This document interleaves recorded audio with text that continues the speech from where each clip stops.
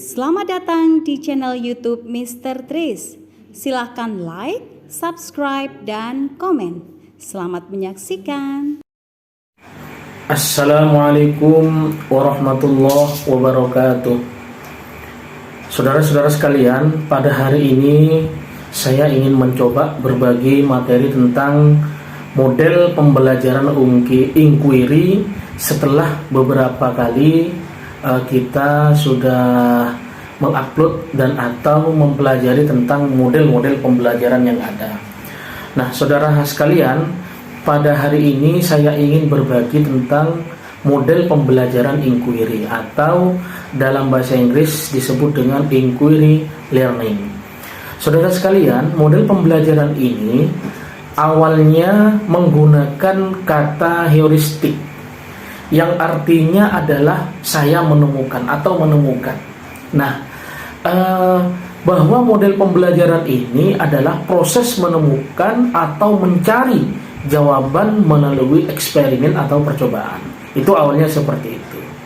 Maka mula-mula model pembelajaran ini pertama kali dikembangkan oleh Richard Shufman pada tahun 1960-an. Yang mana untuk mengajar para siswa agar memahami materi dengan cara proses meneliti dan menerangkan suatu kejadian itu sendiri.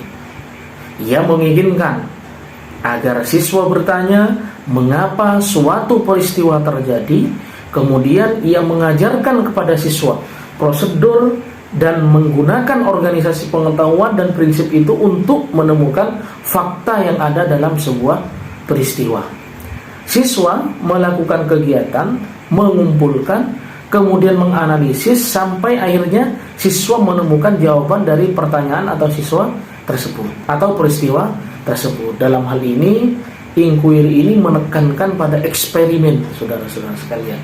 Maka pembahasan saya yang pertama hari ini adalah diawali dari A, yaitu pengertian, saudara sekalian. Pengertian model pembelajaran inquiry. Apa yang disebut dengan pengertian model pembelajaran inquiry? Bahwa model pembelajaran inquiry adalah kegiatan pembelajaran yang digunakan guru dengan mengutamakan keaktifan siswa melalui eksperimen atau percobaan. Atau model pembelajaran inquiry disebut dengan kegiatan belajar mengajar yang menekankan pada proses berpikir analitis dalam mencari jawaban secara mandiri dengan menggunakan kaidah penyelidikan dan atau membandingkan dengan kajian teori lainnya. Dengan kata lain, saudara-saudara sekalian, bahwa model pembelajaran inquiry sebagai bentuk aktivitas yang melibatkan kegiatan pengamatan, kemudian mengajukan pertanyaan, mencari rujukan atas data yang diperoleh melalui buku-buku atau sumber informasi lainnya, yang nantinya merencanakan, menyelidikan, meninjau ulang apa yang diketahui dari bukti-bukti hasil percobaan sederhana, menggunakan perangkat-perangkat untuk mengumpulkan dan menganalisis, menginterpretasi, kemudian mengajukan jawaban atas penjelasan, kemudian memperkirakan, serta terakhir dia mengkomunikasikan hasil dari eksperimen yang dilakukan itu. Nah, berdasarkan definisi di atas dapat disimpulkan bahwa model pembelajaran inquiry adalah pembelajaran yang melibatkan siswa dalam menemukan pengetahuan atau pemahaman untuk menyelidiki, mulai dari melakukan pengamatan, mengajukan pertanyaan, merencanakan penyelidikan, mengumpulkan data atau informasi, dan melakukan penyelidikan itu sendiri, kemudian menganalisis, membuat kesimpulan, dan terakhir siswa diharapkan dapat mengkomunikasikan hasil penyelidikan tersebut. Itu pengertiannya, saudara sekalian. Kemudian, saudara sekalian, sekarang karakteristiknya yang B. Karakteristik yang B, bahwa model pembelajaran ini memiliki sekurang-kurangnya 3 karakter. Apa saja itu? Yang pertama, bahwa model pembelajaran inquiry itu mencari dan menemukan karakternya. Maka inquiry menekankan kepada aktivitas siswa secara maksimal untuk mencari dan menemukan.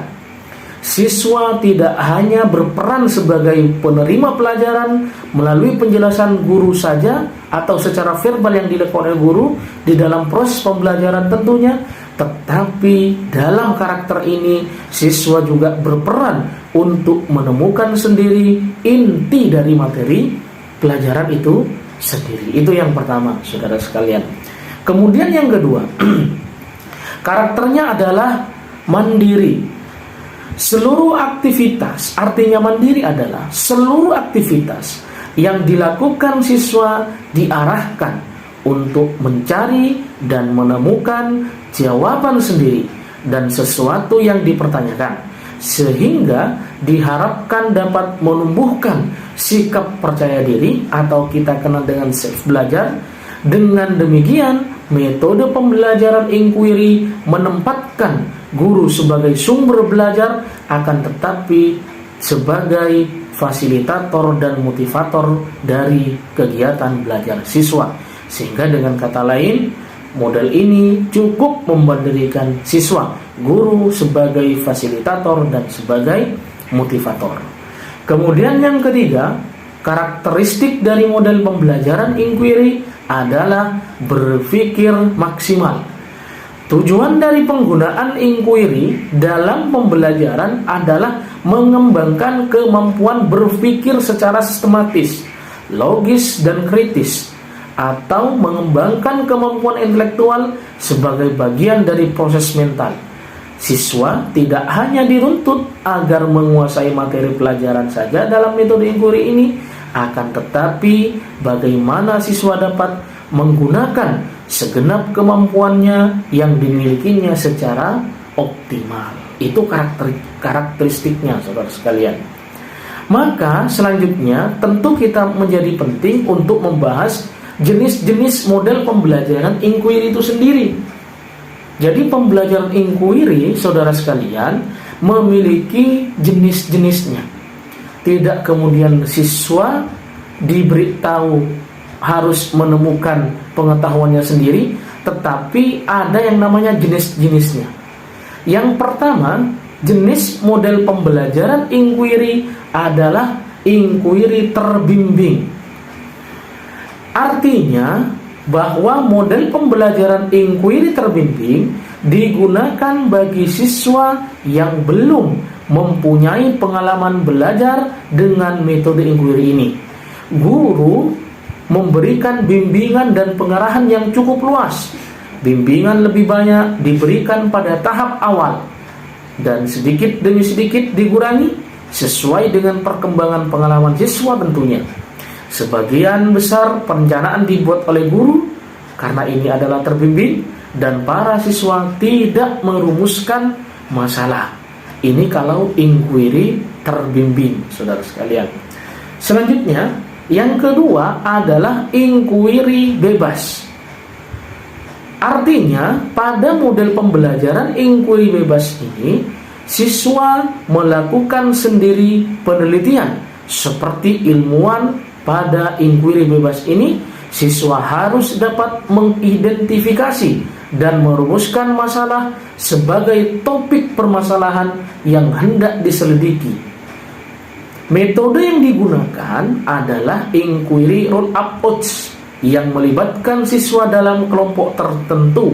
Setiap anggota kelompok memiliki tugas sebagai misalnya koordinator kelompok, pembimbing teknis, pencatat data, dan kemudian ada yang menjadi pengevaluasi dari proses pembelajaran itu sendiri. Ini kalau pembelajaran inquiry bebas. Sekarang yang ketiga, teman-teman dan saudara sekalian, bahwa ada pula inquiry bebas tapi dimodifikasi. Apa itu? Artinya model pembelajaran inquiry bebas yang dimodifikasi adalah guru memberikan permasalahan dan kemudian siswa diminta memecahkan permasalahan tersebut melalui pengamatan, eksplorasi, dan prosedur pada pembelajaran berbasis inquiry ini. Untuk itu, guru dituntut harus mampu merancang dan melaksanakan proses pembelajaran dengan tepat. Setiap siswa memerlukan bekal pengetahuan dan kecakapan agar dapat hidup di masyarakat, dan bekal ini diharapkan diperoleh melalui pengalaman belajar di sekolah. Oleh sebab itu teman-teman, pengalaman belajar di sekolah sedapat mungkin memberikan bekal siswa dalam mencapai kecakapan dan berkarya. Kecakapan ini disebut dengan kecakapan hidup yang cakupannya lebih luas dibanding hanya sekedar keterampilan. Itu inquiry bebas tetapi dimodifikasi, tidak sepenuhnya kepada siswa. Kemudian setelah itu saudara sekalian, mari kita bahas poin D tentang prinsip-prinsip model pembelajaran inquiry, bahwa dalam prosesnya model ini memiliki prinsip yang harus menjadi pedoman buat pada calon guru untuk melakukan model pembelajaran inquiry. Yang pertama prinsipnya bahwa pada pembelajaran inquiry berorientasi pada pengembangan intelektual. Artinya saudara sekalian, tujuan dari model pembelajaran inquiry itu sendiri selain berorientasi pada hasil belajar, juga berorientasi pada proses belajar itu sendiri. Proses belajar itu sendiri salah satunya yaitu mengembangkan kecerdasan kognitif atau yang kita kenal dengan intelektual. Kemudian yang kedua, prinsip pembelajaran inquiry adalah interaksi. Artinya pembelajaran sebagai proses interaksi dimaksudkan bahwa guru bukanlah sumber belajar satu-satunya, melainkan guru hanya sebagai pengatur atau pemandu dalam kegiatan belajar, sehingga akan menjadi atau terjadi interaksi di antara siswa dengan guru, atau tidak hanya guru dan siswa, tapi bisa jadi siswa dengan siswa. Inilah yang disebut dengan interaksi. Kemudian yang ketiga, saudara sekalian, bahwa model pembelajaran ini salah satu karakternya atau salah satu prinsipnya adalah bertanya. Artinya, model pembelajaran inquiry diharapkan mampu memunculkan proses berpikir siswa mengenai fenomena atau materi yang dipelajari. Proses berpikir tersebut akan menjadikan sikap berani siswa untuk bertanya, sekaligus siswa juga berani menjawab pertanyaan dari guru, sehingga pada prosesnya model ini mengandalkan prinsip bertanya. Selanjutnya saudara sekalian, bahwa model pembelajaran inquiry pada prinsipnya yang keempat, yang selanjutnya adalah belajar untuk berpikir. Prinsip tersebut artinya untuk mengembangkan potensi yang dimiliki oleh siswa, yaitu melalui kegiatan berpikir. Apakah berpikir kreatif, berpikir logis, analitis, interpretatif, kemudian membuat sebuah konklusi. Itu kegiatannya berpikir, saudara sekalian. Oke, itu prinsip-prinsip pembelajaran inquiry. Nah, sekarang saudara sekalian, yang mungkin menjadi pembahasan saya terakhir adalah bagaimana sih cara menggunakan atau melakukan pembelajaran model inquiry itu sendiri.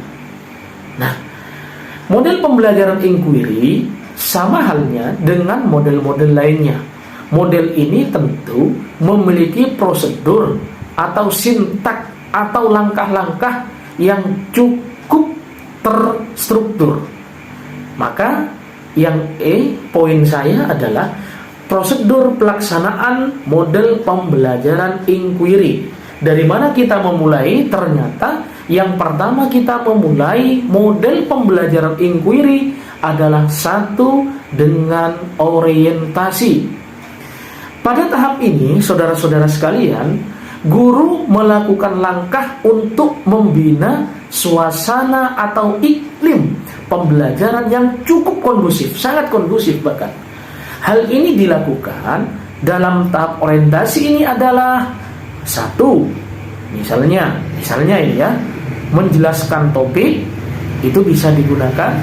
Kemudian yang kedua, tujuan dari pembelajaran itu sendiri, kemudian hasil belajar yang diharapkan, atau dalam kurikulum Merdeka saat ini, capaian pembelajaran yang akan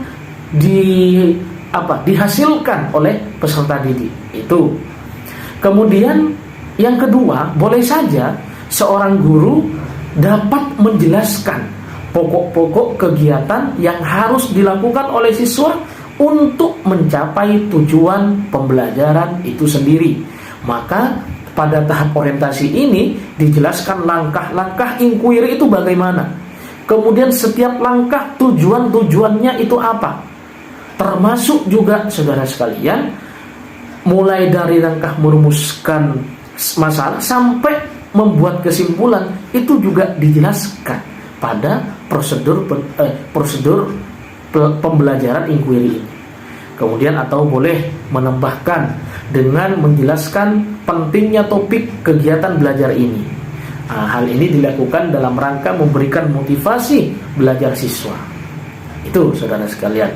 Kemudian yang kedua, prosedurnya adalah merumuskan masalah. Saudara sekalian, pada model pembelajaran inquiry tahap kedua, merumuskan masalah merupakan langkah membawa siswa pada suatu persoalan yang mengandung teka-teki. Artinya jawabannya belum pasti. Persoalan yang disajikan adalah persoalan yang cukup menantang siswa untuk memecahkan teka-teki itu. Teka-teki dalam merumusan masalah tentu ada jawabannya, dan siswa didorong untuk mencari jawaban yang tepat. Proses mencari jawaban itulah yang sangat penting dalam mempelajari inquiry ini. Oleh karena itu, saudara sekalian, melalui proses tersebut siswa akan memperoleh pengalaman berharga sebagai upaya mengembangkan mental melalui proses berpikir. Itu merumuskan masalah, saudara sekalian. Selanjutnya yang ketiga, saudara sekalian, bahwa tahapan pembelajaran model inquiry ini merumuskan hipotesis. Saudara sekalian, hipotesis itu adalah jawaban sementara dari suatu permasalahan yang dikajinya. Sebagai jawaban sementara, hipotesis perlu diuji kebenarannya. Salah satu cara yang dapat dilakukan guru untuk mengembangkan kemampuan menebak atau berhipotesis tersebut pada setiap anak adalah dengan mengajukan pertanyaan yang dapat mendorong siswa untuk dapat merumuskan jawaban sementara atau dapat merumuskan berbagai perkiraan kemungkinan jawaban dari suatu permasalahan yang dikaji. Itu namanya merumuskan hipotesis, saudara sekalian.